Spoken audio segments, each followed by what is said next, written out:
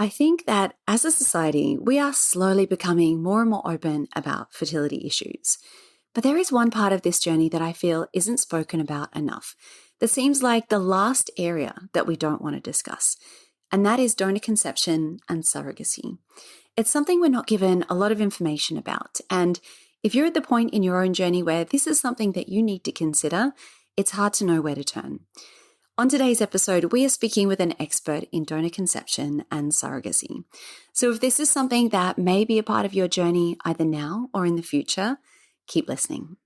Welcome to Your Journey to Fertility. This is the podcast that blends both science with spirit to give you all the tools you need as you navigate your fertility journey. I'm your host, Jennifer Edmonds, and for the last 15 years, I've been helping women on their journeys to motherhood and beyond. I believe that combining the latest scientific research along with the best energetic and mindset practices will help you to avoid putting your life on hold and bring you closer to your baby. Here each week, you'll learn ways to support your fertility and trust your body so you can stop stressing that you'll never have a baby and finally walk your path to motherhood. This is the Your Journey to Fertility podcast. Hello and welcome back to the podcast. Thank you so much for being here with me today. I have a bit of a different but a very wonderful conversation coming up for you. I met Lisa last year and we connected on her podcast actually a few months ago, which was a lot of fun. She's an expert in all things donor conception and surrogacy. I love what Lisa does because she explains everything in such a calming way, and not just the logistics of things like donor conception and surrogacy, but also so much of the emotional impact of that journey as well. You know, the decisions that you have to make. There's a lot of loss around what you thought your future may have looked like and how you were going to get there.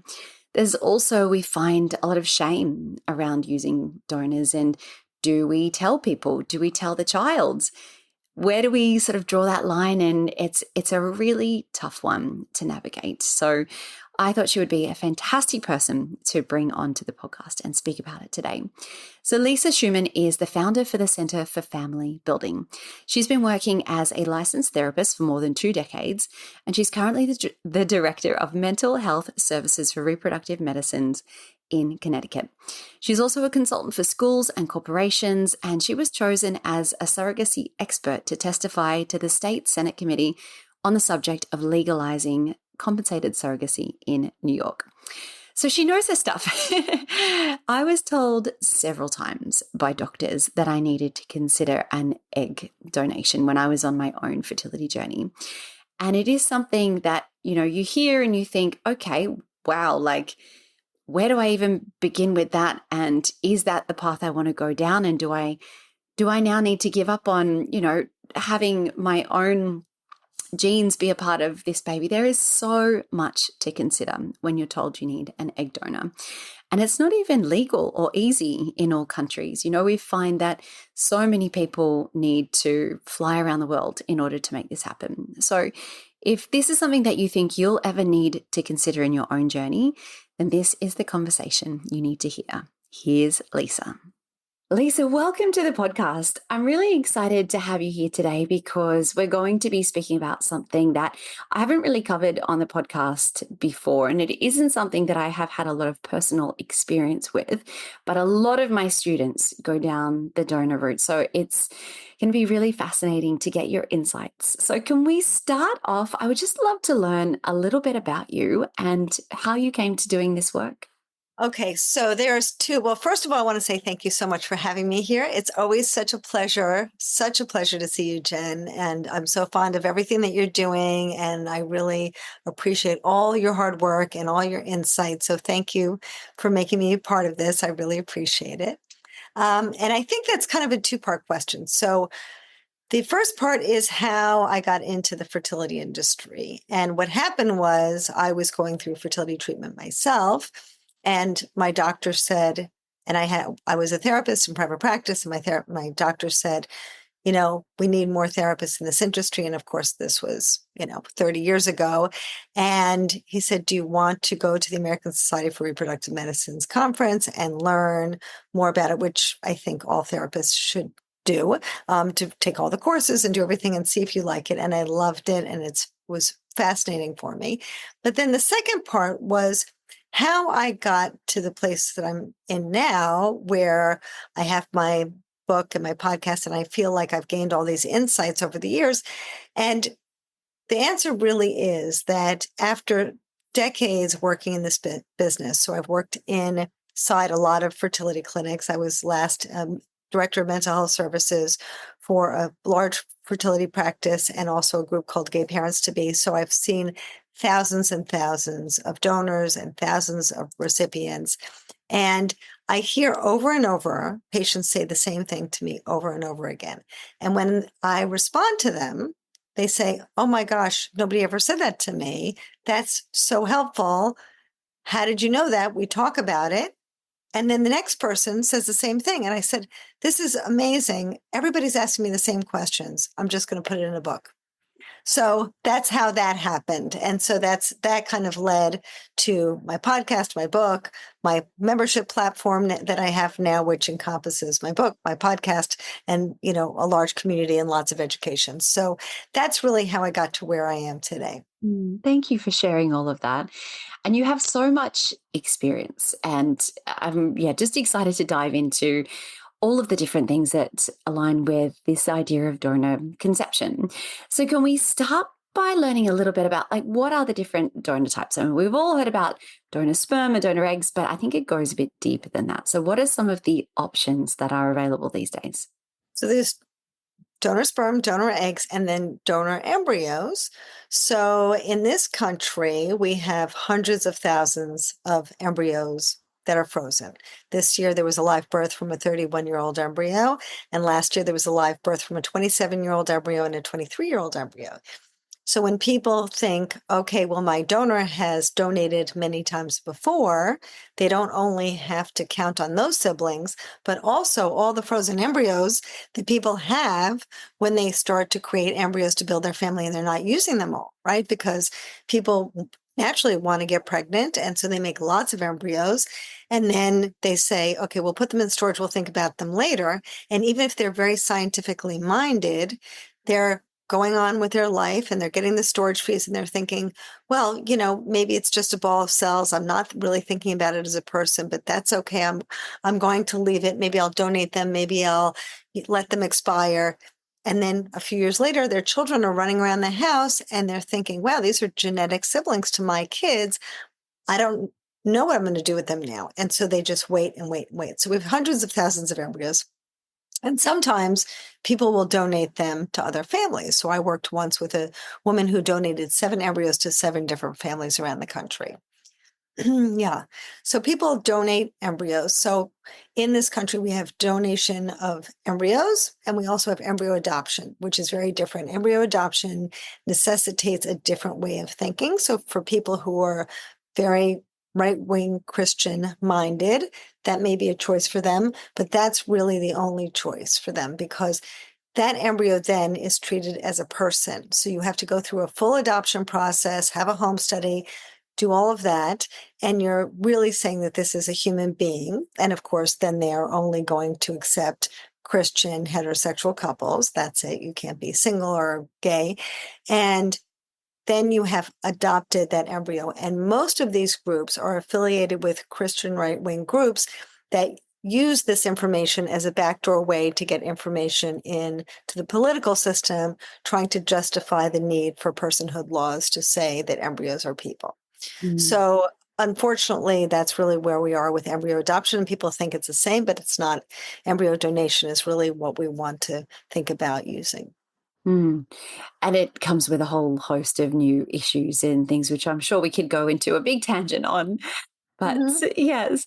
So what about this idea of using a surrogate? So people are obviously aware of, they can have donor sperm and donor eggs. And then when does a surrogate tend to come into it? So years ago in this country, we had traditional surrogacy, which meant that you could use a man's sperm and have an IUI process where you put the sperm in the woman's body and she uses her eggs and she gestates. That is no longer something that we do here because there's been lots of difficulties and legal problems because women very often get attached to the baby because it's their egg. So now we use this term gestational carriers to kind of signify that this person's egg is not being used. They're not just a surrogate, they're a carrier for somebody else's egg and sperm, whether that's a donor egg or donor sperm or the parent's donor egg or sperm. And usually if there's an issue with the uterine cavity, then there will be a need for a gestational carrier. I think that's a really good distinction, because a lot of people would think that, yes, maybe it is that woman who's carrying the baby's genetic baby, but no, that isn't quite the case. Right. And do you find with a lot of the people and the couples that you work with, how do you come to this decision to go down the donor route? And obviously there are many medical conditions that will, mean that perhaps that is the only way that they can build their family. But how is that decision made? And are couples usually coming to that decision at the same time, or is it a little bit more complicated than that? So if you're a single parent or a queer couple, then that decision is kind of made for you already, right? If you're a heterosexual couple, it's typically, not always, but typically more painful, because very often one of these people is giving up their ability to use their genetics to have a baby. And they had previously thought that they could. Whereas if you're a single parent or a queer couple, you're not going into this thinking that you can. And so, yes, there might be some difficulty for single parents and queer couples, but typically it's more painful for heterosexual couples, particularly women who put a lot of pressure on themselves, as you know, to try to use their eggs. They feel like a failure. They feel like they're broken. And there's a lot of grief very often involved. But sometimes there's not. There's a wide range of experiences. Some people feel like, I had a patient once who said to me, if I need to make a cake from a Betty Crocker mix, or I'm going to make the cake from scratch, it doesn't matter. The cake's going to taste the same. It doesn't matter. I'm happy to use a donor egg. I just want a baby. And then I had a patient that I saw for a very long time. She felt like she had an alien in her body. She struggled the whole way through her pregnancy to really bond with this baby. And she had twins, and the girl she named, and then later had to change the name. And that finally solidified her bonding with the child. But it took that entire process to really get over this idea that she was using donor eggs to have a baby. And so lots of people are somewhere in the middle of those two extremes, but everybody has to really have patience with themselves. And, as you say, Jen, really kind of calm their nervous system so they can start to feel that grief if that's what they're feeling, and move forward in a way that's really best for their family. It is a grieving process, isn't it? And it was one of the things that was suggested to me when I was going through my last round of IVF that wasn't successful, that perhaps donor eggs were my next option. And that never happened because we went into COVID and the clinics closed down, and everyone who knows my journey knows I ended up falling pregnant naturally instead. But it was hard to hear, because it is a grieving process, I find. And maybe we could talk about the differences in different countries, but it is a very difficult process in a lot of countries. And then I've lived in countries where it's actually illegal. You can't use donor eggs. And within Australia, it isn't like the US where people get paid to donate their eggs. You're not allowed to do that in Australia. So we end up with a very limited number of donated eggs available. So we end up having to go through frozen options overseas, and it becomes very expensive and very difficult. So what do you find? What is the first kind of point of call when someone is in this position? What do you recommend that they start to do to support themselves through this process? Well, I do think that that's, a real struggle in this process, because it is not easy and it's not inexpensive. And as you're saying, in many countries, there are so many limitations and people often have to travel. It's true. The good news is that there are options to travel, and that there are sometimes grants, and sometimes people do all sorts of things. I've had lots of patients who have kind of decided to move in with their parents and rent out their house as an Airbnb, or save their money for a while, because remember, if you're using donor eggs, you're not racing with the clock anymore, right? So you have some time to do that. I have someone in my platform now who's been trying, and she's lives in the UK and she travels outside of the UK. She's traveling to Spain to get donor eggs, and it's it hasn't worked for her and she's running out of money and it's really hard. And I certainly appreciate that. It's so difficult and so painful. One thing that's just happened that hopefully will make it a little bit easier is that we now have this new technology by a company called Gamito, who's created this ability for people, for clinics to fertilize eggs outside of the body. And so now it might shorten the time both for fertility patients, but also for egg donors. So hopefully that will reduce the cost a little bit. And with every step forward in technology, hopefully that'll help. But I certainly have a lot of empathy for people who are considering that. And maybe for some people who have low funds, donor embryos are a good choice because you're just paying for the clinic for the transfer and you have the embryos for free. So that might be a very good choice for someone who doesn't have money and they want to be able to carry or, gestate the baby themselves. Mm. When I think about using a donor, and the more I thought about it, the more I thought that it would be absolutely something I would do if it meant that it was the difference between having my family or not. But then all of the questions that come up around, do you keep it a secret? Do you tell your family? And what about when your child is old enough to understand how they were conceived? Do you tell them?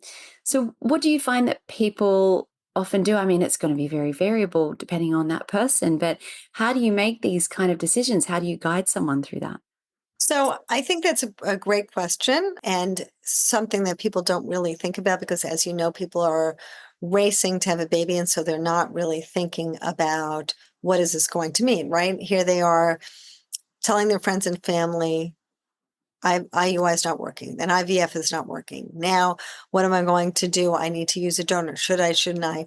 And they're telling their friends and family. And then before they know it, people are asking them all sorts of questions. And I'm sure you see this in the general fertility population too. And then maybe they've put themselves in a situation inadvertently, they're not thinking about this, but now they're in a situation where people are asking them lots of questions about how did the cycle go and what's happening and did you find your donor and what is she like? And then starting to give unsolicited advice to them and all sorts of things. And maybe these people are posting on Facebook, oh, my niece is looking for an egg donor if anybody's interested. And, all sorts of things can happen, right?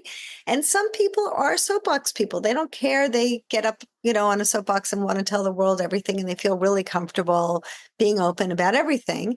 And other people are more private. And I think that the main difference between privacy and secrecy is shame, right? So if I don't feel ashamed of my family, but there are certain things I want to keep private for whatever reason, because I don't want to disappoint my grandmother that she's never going to have the Irish baby grandchild that she ever had. And I feel like she should leave this planet feeling happy about that. Or maybe because I know my neighbor is not going to be nice about it. And I want to shield my children from those stares or what have you. I've seen a million different reasons why people choose to be private. And I feel really protective over patients because on the internet, and I'm sure you see this in social media, there's so much judgment and so much criticism. If you don't tell your kids the minute you get home, if you don't do things perfectly, if you don't share with the entire world, if you don't do this, if you don't do that, it's so hard for people. People are suffering and we really need to give people a little room. There was a study done a few years ago that was presented at our annual conference at the American Society for Reproductive Medicine, and a large fertility clinic published this, and they looked at fertility patients that they had seen and counseled and shared with them the best interests of the children. And this is why you should share this information with them right away and start to practice early so it becomes familiar to you. And here are some steps to do it. And here's why. And the patients at the time said, yes, that's fine. I will do it. And then they went back to these same patients years later and asked them, and they hadn't told their kids. And so I think what happens is not that these parents don't love their children. I think that they love their children and they want the best for them. But I think that this shame really is so insidious and makes people feel so bad that it drives people inward. It doesn't help them talk more, it kind of clams them up because they're so afraid of making mistakes. They're so embarrassed. They feel so ashamed. So I really feel like we have to have more compassion for people and understand that everybody's journey is different. We don't know what people are going through. We don't know how people feel, and to give people a little space to be able to have their own process. That's so beautifully said. Thank you. Because, when you talk about the internet and what people want to say about you, you can't do anything right. Yes. Every time I post something that gets shown to more people than my usual followers, I can't criticize for everything from what I say to how I look to, you can't Really? Oh, exactly. it's So terrible. it's just, yeah, never ceases to amaze me what people want to focus on.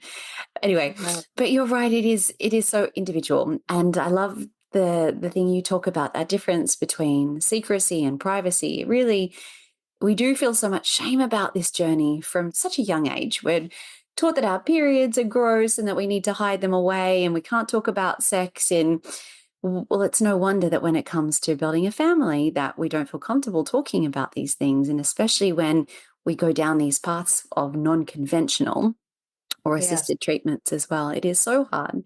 So what do you normally walk people through when they've got to make that decision of, I'm going to use a donor. How do I decide whether I keep that news to myself, or what kind of tips can you give that person? So I think that I have a program called Tip Top that I ran for many, many years, and then COVID kind of shut it down a little bit. But it's a lovely program for children who are donor conceived to share their story, because the children then also have to decide, am I going to tell my best friend? Am I going to tell my teacher? How do I feel about it? Right. And the parents might be soapbox people, but maybe the kid's a little bit shy. Right. And so Mm. the children have to decide. And so there's a really nice framework inside of that program to kind of help kids make this decision. But basically, I think the idea is that we have to figure out who we are, right? And everyone is entitled to who they are. And not only that, but I think it's our obligation in life to be as close to our true selves as possible and achieve the things that are most important to us and what we feel called to in life, just like I'm sure you feel called to what you do, and I feel called to what I do. I feel called to being a mom. I think you do too. And I think we all need to be true to ourselves. And I think it's so difficult when you're feeling like you have to conform to what everybody is saying that you need to be doing. So I think once you decide how you feel about it and how open you want to be, and then discuss it with your partner, then the two of you can decide what makes sense for you. And, you can decide on lots of options. Maybe you decide that you want to tell everybody. Maybe you decide you just want to say to people, we used fertility treatment. Maybe you want to tell people you used a donor and you don't want to talk about anything beyond that. Maybe you don't want to talk about who's genetically related and who isn't. That's very complicated, because sometimes what happens is people will then associate the child with the genetically linked parent. They'll say, well, George is just like his dad because his dad's musical, or George is good at math because his dad's a mathematician, or whatever. And that makes the other person feel very left out very often, and also kind of pigeonholes this child into being this mathematician or whatever he is. And so, and then, this mom who maybe has used donor eggs feels badly enough already. Mm. So maybe you don't want to do that. Maybe you want to say, this is a child's information to share, not to share. We're going to tell our child, and when our child gets older, if they want to talk to you about it, we'll leave it up to them, right? Mm. Maybe we want to tell our close friends and we don't want to tell the people in the playground or, at the music class or whatever. So everyone has to figure out what's right for them. But I think it's really helpful to have those conversations before you start this process, because when the baby's here, you get swept up in the excitement, and before you know it, you're sharing with the world and you can't take it back, right? Then once you have Chatty Cathy posting it all over the internet, you might feel like, oh gosh, why did I do that? Right? I shouldn't have told her. So I think it's helpful to kind of have those conversations with your partner and make sure that you're on the same page. You want your relationship to be solid. Fertility treatment is so hard on the relationship anyway. You don't want to be able to go to a cocktail party and say things that you feel like you shouldn't be saying, and then you come home and you're arguing with your partner. So I think it's helpful to have those conversations early on and make sure that you're both on the same page. That's so beautifully said. And I find that fertility treatments, obviously, when we're talking about using donors, there's not really many ways around needing fertility treatments with those ways of conceiving. But I find the clinics themselves are wonderful on the medical side of things, but not always great on the emotional support and just being Mhm. able to help you through the Right. process. Yeah, between, your relationship. So what are the alternatives? Like, what are the best people to seek out when you need that kind of support? Yeah. It's actually gotten, I don't know what it's like in Australia now, but recently in our country, there's less and less support. There used to be Mm. more support in every fertility clinic, and now we really don't have that any longer. And so it's really important to make sure that you find someone who's not just paying their dues at the American Society for Reproductive Medicine, but is actually attending meetings, has done all the trainings, is very involved, and has a lot of experience. And I don't really see why that feels like such a stretch to people. I think it's so anxiety producing, but if we were going to have surgery, we would want to have a doctor who's licensed. We want to have a doctor who has experience, right? We would never say, okay, well, this surgeon has only operated on one person in their entire career. Okay, I'll choose them. People wouldn't do that, right? But yet we kind of think that, well, if somebody's like saying, well, I can tell you that if you eat 20 pineapples, you'll get pregnant tomorrow. You want to believe it, and you'll just listen to anybody, right? And just because they have a lot of followers doesn't really mean that they have a license, right? So I think it's really important to make sure that, you get people who have good experience, who've had, a lot of experience in this industry and really can guide you well. Mm. And I think it's really important, and this is something I talk about in my book, and I know you feel strongly about too, Jen, that I think it's so important to make sure that you have a calm nervous system, because you can't think straight if you're not calmer, right? You can't choose a donor. You can't choose a gestational carrier. You can't choose a surrogacy agency. And the surrogacy agencies in the US cannot be, you can't discriminate between a good surrogacy agency and one that's not so good. And so you really need to make sure that that one also has a lot of experience, because surrogacy agencies do not have to report to the Society of Assisted Reproductive Technologies, only fertility clinics do.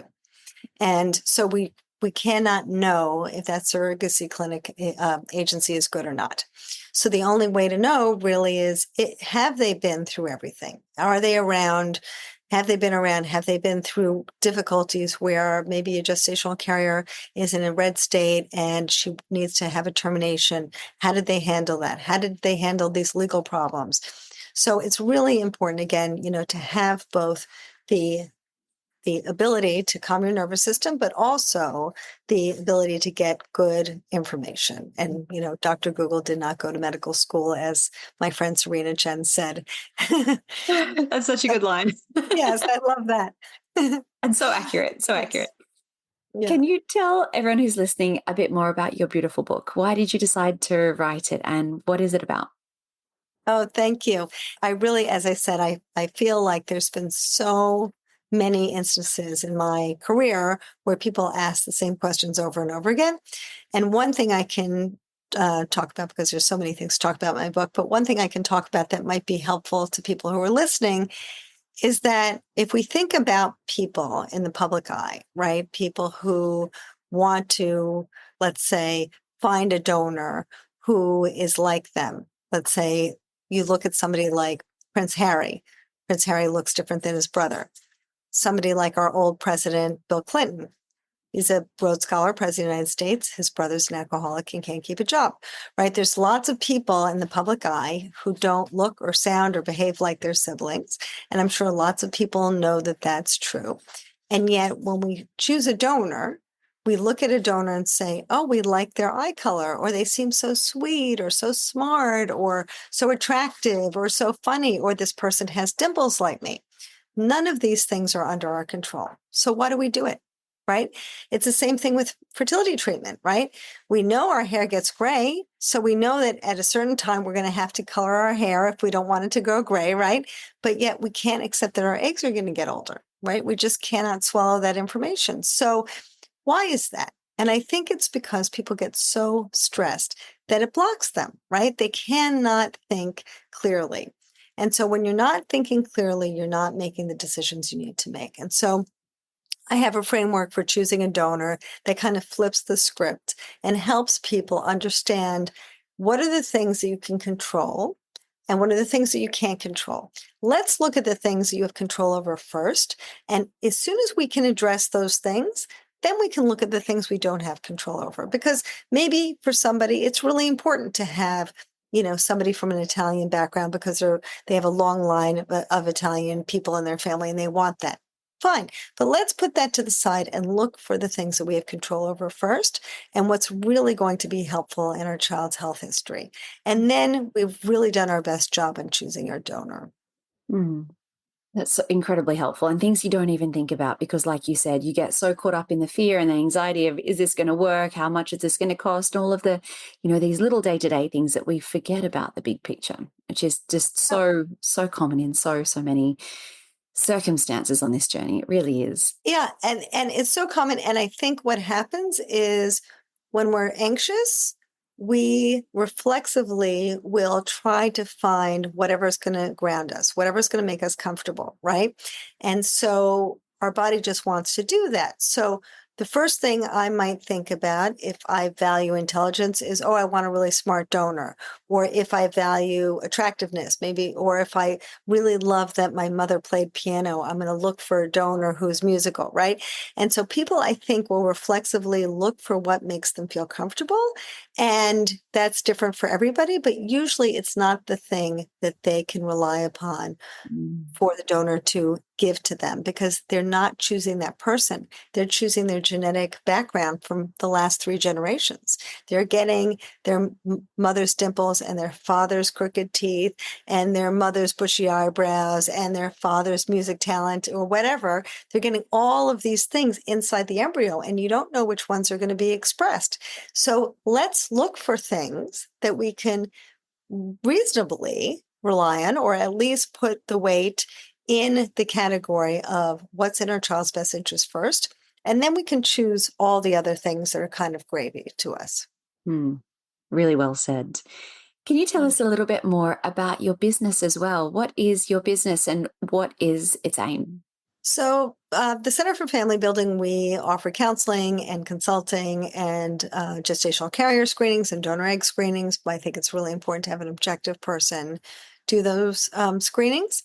And we also now have this wonderful membership, and it's a beautiful community that supplies everything from our podcast to information from the book. I have lots of video programs that people pay for on my website, but they're for free in the membership. We also have lovely chat rooms for every journey, people who are going through single parenthood or LGBTQ couples or people who want to use a gestational carrier, want to use a donor. They can find chat rooms just for them. And we have lots and lots of content. We have downloadables, worksheets, all sorts of things. And we also offer a weekly group, which I hope you'll join us for. Jen, I'd love to have you on. And, I think those workshops are great because it's almost like an an interpersonal podcast in a way. What a beautiful resource. Because I think there's so much for people who are just starting on the journey or going through IVF or wherever they're up to. But when you get to the sort of those next stages, those later stages of perhaps needing to go down that assisted route with donors, then there isn't as much support around. So it is amazing that you offer all of this, Lisa. Thank you. Where is the best place to find you? If people have questions, they want to reach out or just connect with you, where is the best place to do that? Well, my website is www.familybuilding.net. Directly on my website is the best. And if you are on Instagram, I'm at the Center for Family Building. I have my podcast is called Building Your Family. The community is called Building Your Family, and my podcast is on YouTube and all the audio platforms. Wonderful. Thank you. And I'll make sure we link up all of those in the show notes as well. Thank you so much for coming and chatting with me today, Lisa. Such an honor to have you here, and I'll speak to you again soon. It's such a pleasure, Jen. Thank you for having me. Thanks for listening right to the end of this episode, and I hope that it was helpful and it just provided you with a little bit of reassurance that no matter what your journey looks like, there are answers and there are ways to work through it. Now, on the next episode of the podcast, we are going to be speaking about how to know you're on the right path when you're trying to conceive. How do you know that everything that you're doing, all of the effort you're putting in, everything that you've been through is getting you somewhere and that you're getting closer to where you want to be? There is so much to unpack with this, and it is something I get asked a lot. So I can't wait to have you back here for that episode. But until then, I'm sending you all my wishes as you continue your own journey to fertility. The most common thing I hear from students who are on their fertility journey is that the stress of trying to conceive has taken over their life. Your days end up being filled with endless appointments, navigating pregnancy announcements. You're trying to eat right, take all your supplements, and it is all you think about from the moment you wake up. I designed the Element Fertility Yoga course to support your body, your mind, and your mental health in 3 important ways: to synchronize your hormones, increase circulation and blood flow, and to help regulate your nervous system. But on top of this, the greatest gift that you can give yourself throughout this journey is a sense of peace, to help you calm your mind and just make this process feel easier. Every single one of my students tell me that this is the first thing they notice after starting a yoga, meditation, and breathwork practice. But on top of this, you have the amazing benefit of actually supporting and increasing your fertility. Studies have shown that those participating in Mind-Body programs as they're trying to conceive have success rates 3 times greater than those who don't. The course I've designed walks you through natural conception as well as fertility treatments and IVF cycles. And the best part is you can work through it at your own pace in the comfort of your home. The practices start from just 10 minutes per day. To learn more, visit elementpilatesyoga.com or see the link in the show notes.